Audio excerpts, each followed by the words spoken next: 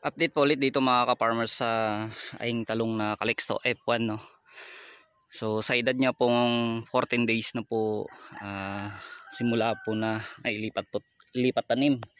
So ngayon po ay araw ng Sabado at papakain kami ngayon mga ka-farmers ng bali ano na 3 days 1 2. So pangatlong abono na to ngayon mga ka-farmers. So yung gamit pa rin na abono dito ay 1620 at saka urea. So maghihintay na lang ako mga farmers ng ika 21 days niya at pwede na po mag palit po ng triple 14 mga farmers. Ganyan na po yung kanyang itsura. So iba po yung itsura ng ng kanyang paglaki na dito medyo malilim. At tanghali na po nakakatikim ng sikat ng araw kaysa po dun sa banda sa itaas na umaga pa lang ay nasisikatan na po siya ng araw. So nakapag-spray na rin po ako dito ng Megatonic. So alalay na rin po siya mga ka-farmers, no. So foliar po yun. At sa mga uod, so may mix na po kasing mitomil yung na yun mga ka-farmers, no. Megatonic. So pang uod na po yun. Tapos nagmix na rin po ako ng gold na insecticide. So partner na po yung tatlo na yan, yung gold, Megatonic at saka mitomil. And ito naman dito yung sa taas, yung karugtong niya mga ka-farmers. So yan. So mapapansin nyo, may mga stick na nakatusok. So nilagyan ko po niyan mga ka-farmers para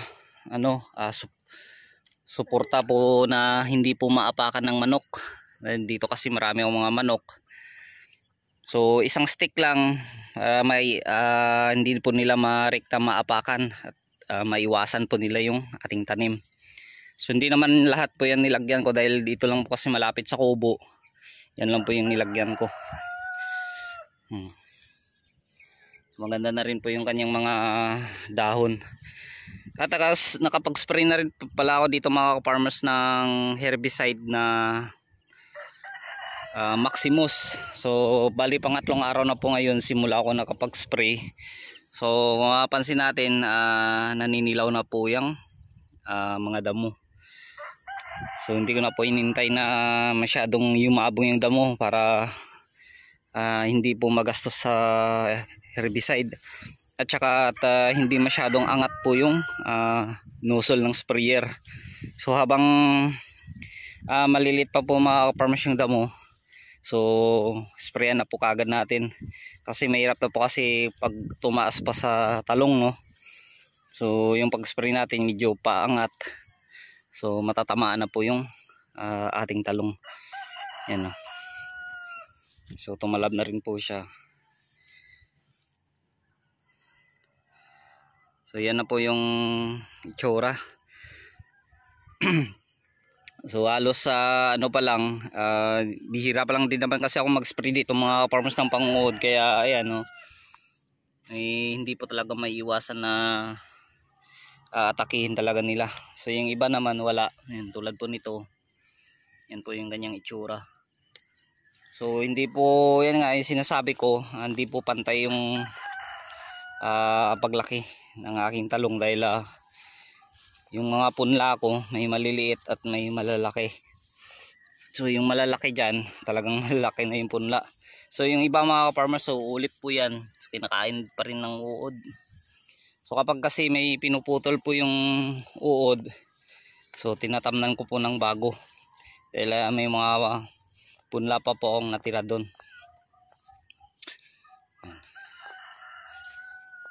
So dito makulimlim po dito mga ka-farmers.